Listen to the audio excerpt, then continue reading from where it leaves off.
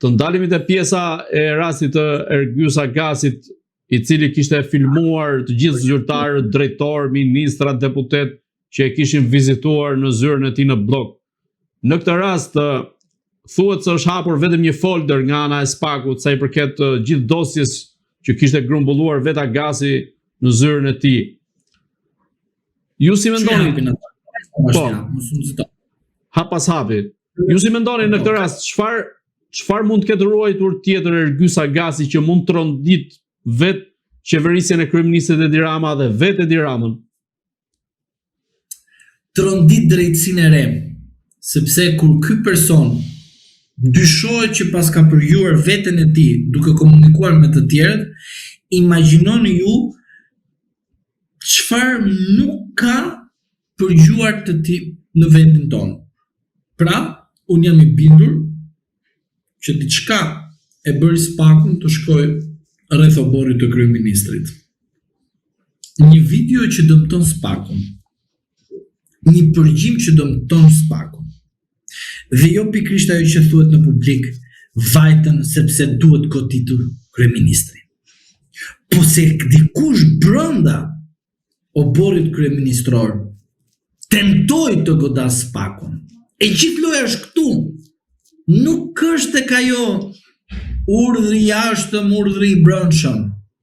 Sepse ti, i nderuar, ku bie dakord me mua që ti bëjmë një të tretit gropën, ne të dy ruhemi që mos të bëjmë gropën njëri tjetrit. Pavarësisht se kemi pushtet të ndryshëm. Fut Iliri, fut Zaliun, po ruhemi.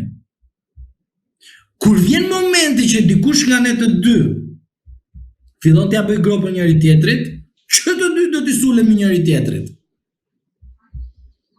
Pra, në këtë rast kemi Belinda Ballukun dhe Edi Ramën përballë njëri tjetrit. Po lejmë se ato janë statistika të tjerët. Nëgjoj mua tani. Po jo, bëje më të qartë tani se nuk e kuptojnë njerëzit. Po, kur unë nga Asambleja e Partisë Socialiste të them, më fut Saliu në burg, më fut Ilir Meta në burg, fut Mediu në burg, fut këtë në burg, fut edhe, dhe unë asnjëherë s'kam asnjë problem. Pavarësisht se shkoj në NBA dhe bëj xhiro aty në pagu tjetri lekt aty s'quhet korrupsioni, quhet para në ajër dhe futu sepse gjetëm një karrike bosh, kupton? Aty s'quhet korrupsion, aty nuk quhet influencë, aty s'quhet asgjë, kupton? Te Spaku.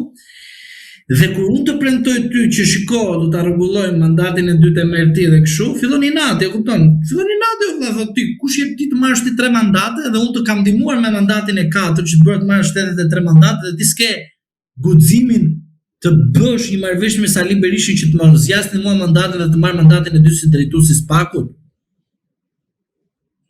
Dhe prandaj po të them, kur unë me ty bie dakord për disa pika, dhe ti i ekzekuton, i bën, i realizon, i bie që ti në raport me mua do t'ish zbatues të kërkesave të mia. Pra, problemi nuk është zonja Balluku, zoti Rama. Ata kanë qenë të bekuar të vazhdonin të punonin ashtu siç kanë vazhduar dhe kanë punuar, me qetësi dhe paqe dhe armoni totale. Por problemi është Dumani Rama. Sepse pikrisht në momenti kur Dumani është në 2022 deri 2025 drejtuesi i prokurorisë posaçme, zoti Dumani ka zbatuar manualin dhe librin e procedimeve penale të cilët plotësohen nga kryeministria në kohën kur ai ka qenë drejtues. Tani nuk mund të futemi ne në lojën e atyre të cilët kanë bërë marrëveshje me njëri tjetrin që të ekzekutojnë politikisht opozitën shqiptare në tërësinë e saj. Për shkak se zoti Rama donte mandatin e 4 dhe zoti Dumani donte mandatin e 2. Është shumë e thjeshtë kjo, nuk ka nevojë për fantazira. Dhe pastaj, në një moment të caktuar, vinë edhe ndërkombëtarë dhe thonë vëlla, çfarë po bëhet këtu, tjera lam, tjera na u bën. Sepse kur e marrin përsi për shqiptarët, e kupton? Bëhet o zot. Edhe zoti thot, a zbres apo mos zbres? E ka edhe ai për veten e tij ai. Thotë se morën përpara këta. S'ka kufizim aty brenda. Prandaj them. Halli i zotit Dumani dhe halli i zotit Rama nuk mund të bëhet kur konflikt ndërkombëtar. Video, përgjimet, se kam problem me syrin, që kanë ndodhur her pas here, pikërisht sepse kanë qenë institucion ndërkombëtare. Se pikërisht secili prej tyre kishte frikë nga hija e tyre. Ti po të shikosh se nuk e të ndjekur. Ti shko për shembull në gjykatën e posaçme. Ata kanë frikë me për hijen e tyre, e kupton? Ata futen kështu, se ku po futen me në event që kanë frikë që punojnë. E kupton? Është e tmerrshme kjo. Ti si shkoj gjykatë se futet në punë sikur dikush të vita përshkatoj, e kupton tani? Ky është realiteti në Republikën e Shqipërisë. Pra ju po thoni se është një goditje mes njëri tjetrit më shumë më shumë Ja ta mbaroj iden. Ju mendoni se është një goditje ndaj njëri tjetrit më shumë në aspektin lokal, provincial të politikës Tiranës, sesa një kërkesë e ndërkombëtarëve për të luftuar korrupsionin, krimin organizuar dhe të gjithë elementet e tjerë? Pritani, se këtu duhet analizë.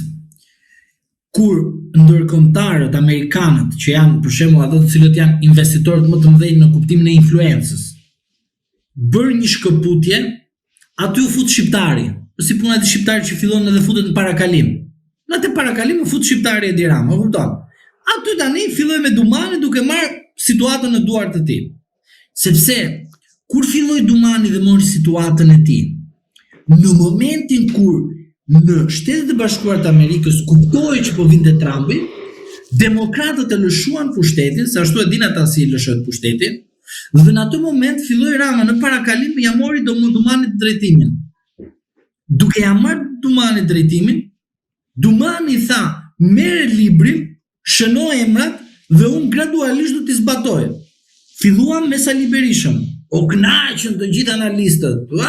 Nami këtu, drejtësia e Altin Dumani do të sjellë kështu, gjithë analistët e pat emrat bjerë, mos i them se ale kush merret me ata.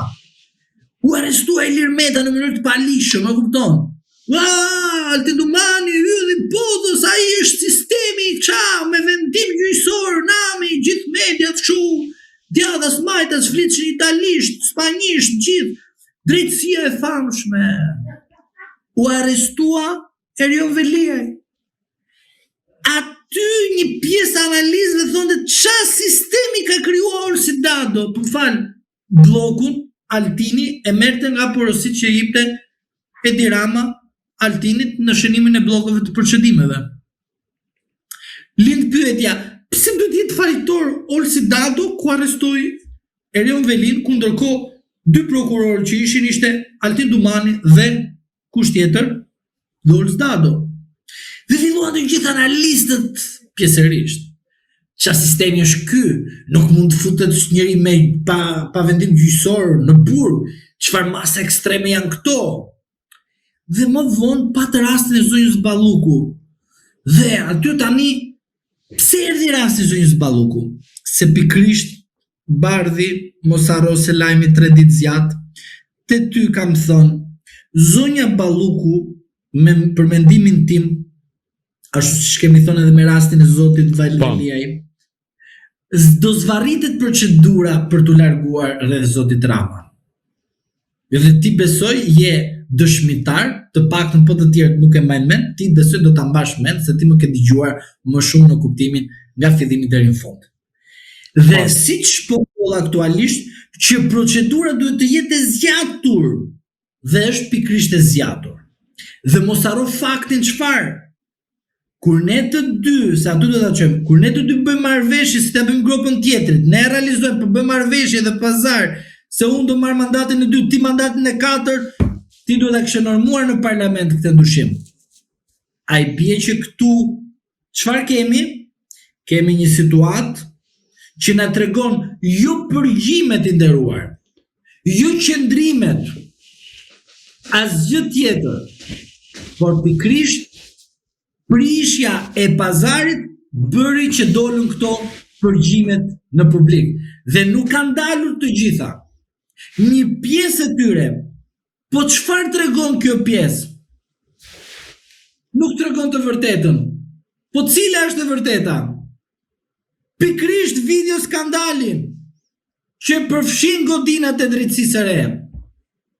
Dhe për këtë arsye, Spaku vepron kundër Edi Ramës. Pra, fakti që një person I cili dyshohet për veprimtari kriminale bën që spaku të ndërhyqet të mbroj veten e vet dhe emrin e vet në sy të publikut.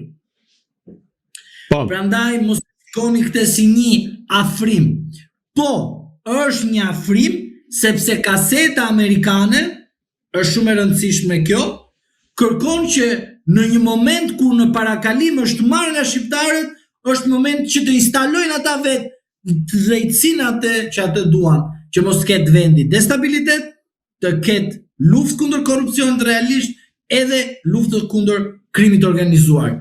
Prandaj në këtë situatë do të kemi përplasje, dhe të përplasje do të kemi viktima. Viktima do të jenë politikës. Pse? Sepse Altin Dumani e mbushi autobuzët me opozitarët, dhe tani mbetet autobuzi me qeveritar, autobuzi me biznesmen, autobuzi me ortak të pushtetit ekzekutiv dhe ekonomik, dhe këte autobuz momentalisht po përpiqen Shtetet e Bashkuara të Amerikës në momentin kur kanë humbur drejtimin ta vendosin në funksion, po jo se kanë vendosur në funksion. Këtë nuk dua të zhgënjej njerëzit. Pra, ta vendos në të ardhmen në funksion. A do të jetë I aftë zoti Braho të shkojë dhe të marrë librin e shënimeve të procedimeve penale në kryeministri dhe bashkë me atë që e shënon dhe e ka aktualisht në kryeministri librin që zoti Dumani ja kalon? Kjo është aftësia. Aty do shikojmë a do mbushet autobuzi me këto emra që unë citova.